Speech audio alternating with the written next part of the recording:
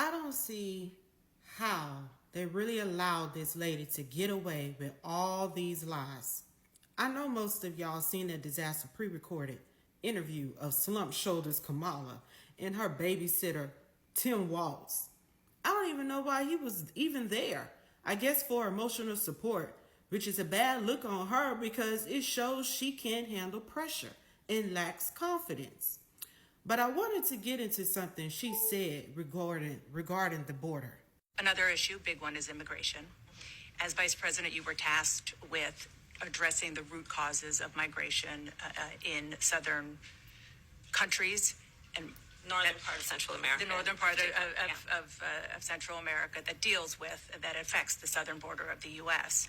During the Biden-Harris administration, there were record numbers of illegal border crossings. Why did the Biden-Harris administration wait 3.5 years to implement sweeping asylum restrictions? Well, first of all, the root causes work that I did as vice president, that I was asked to do by the president, has actually resulted in a number of benefits, including historic investments by American businesses in that region. The number of immigrants coming from that region has actually reduced since we began that work. But I will say this, that Joe Biden and I and our administration worked with members of the United States Congress on an immigration issue that is very significant to the American people and to our security, which is the border. And through bipartisan work, including some of the most conservative members of the United States Congress, a bill was crafted, which we supported, which I support. And Donald Trump got word of this bill that would have contributed to securing our border. And because he believes that it would not have helped him politically, he told his folks in Congress, don't put it forward. He killed the bill. So she admitted that she was in charge of the border czar. And secondly, as always, they want to blame Trump for their incompetence. So this is the border control chart here. And as you can see here, right about here, 2021, is right when Biden took office. Before then, all of the illegal immigrants, it was down, except there was a spike here. That's when, as you can see here on the chart, you can read it, pause it, look for it for yourself. So as you can see, this border issue was not inherited. It was created by this failed and incompetent administration. So let's go down memory lane for a bit, because they want y'all to forget. First day in office, January 21st, 2021, Biden overturned all of Trump's policies, stating they were bad policies. Today I'm going to sign a few executive orders to strengthen the immigration system, building on the executive actions I took on day one to protect dreamers and to end the Muslim ban and to better manage our borders. And that's what these three different executive orders are about. And I want to make it clear, there's a lot of talk, with good reason, about the number of executive orders that I've signed. I'm not making new law. I'm eliminating bad policy. What I'm doing is taking on the issues that 99% of them that the last president of the United States, issued executive orders I thought were very counterproductive to our security, counterproductive to who we are as a country, particularly in the area of immigration. This is about how America is safer, stronger, more prosperous when we have a fair, orderly, and humane legal immigration system.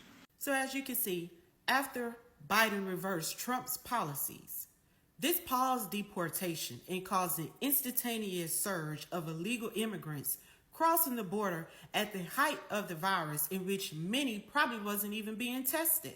In March 2021, Biden assigned VP Harris as the border czar.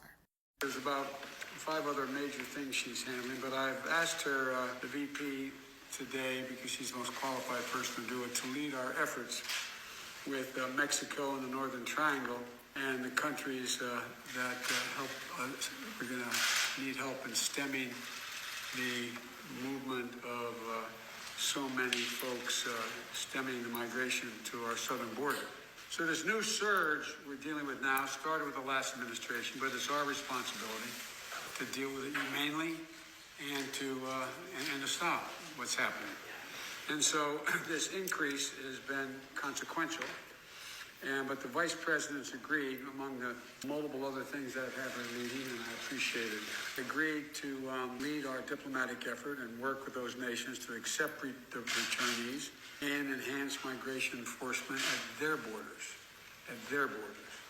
We're already talking with Mexico about that. She's already done that. We're going to be dealing with a full team now that we have to be able to deal with the problem here at home, but also to deal with it now in terms of in country. It's not her full responsibility and job, but she's leading the effort because I think the best thing to do is to put someone who, when he or she speaks, they don't have to wonder about, is that where the president is? When she speaks for me, doesn't have to check with me. She knows what she's doing, and I hope we can move this along. But so, Madam Vice President, thank you. I gave you a tough job, and you're smiling, but there's no one better capable of trying to organize this. Well, thank you, Mr. President, and for having the confidence in me. And there's no question that this is a challenging situation. As the President has said, there are many factors that lead President to leave these countries. And while we are clear that people should not come to the border now, we also understand that we will enforce the law. So as you can see, she was appointed to deal with the border. The only enforcement she did in June of 2021. To folks in this region who are thinking about making that dangerous trek to the United States-Mexico border, do not come. Do not come. And when asked about why she hasn't been to the border, she said this. To visit the border. At some point, we are going to the border. We've been to the border. So this whole thing about the border, we've been to the border. We've been to the border. You haven't been to the border. And I haven't been to Europe. And I don't understand the point that you're making. So the surge of illegals at the border have become more difficult to handle. The border control and border state governors have become increasingly annoyed by the lack of support and enforcement from the Biden and Harris administration. So border state governors took measures in their own hands and decided to give them a wake-up call. In September of 2022, Governor Abbott and Ron DeSantis took action. A feud between Republican governors and Democrat-led cities over immigration is escalating to an all-new level. Dozens of migrants from Texas are being taken to shelters after being dropped off outside Vice President Kamala Harris's house in D.C. Now, Massachusetts lawmakers are also slamming Florida Governor Ron DeSantis for flying migrants to Martha's Vineyard.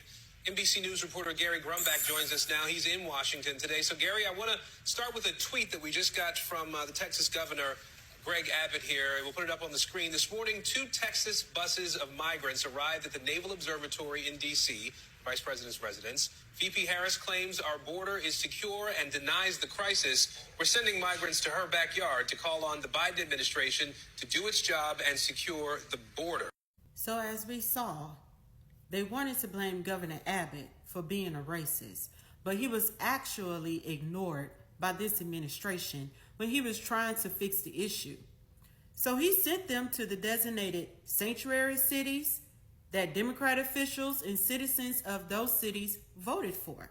So I know this video is getting a little bit long, but we really have to iron these things out to see how we got to where Kamala Harris is today.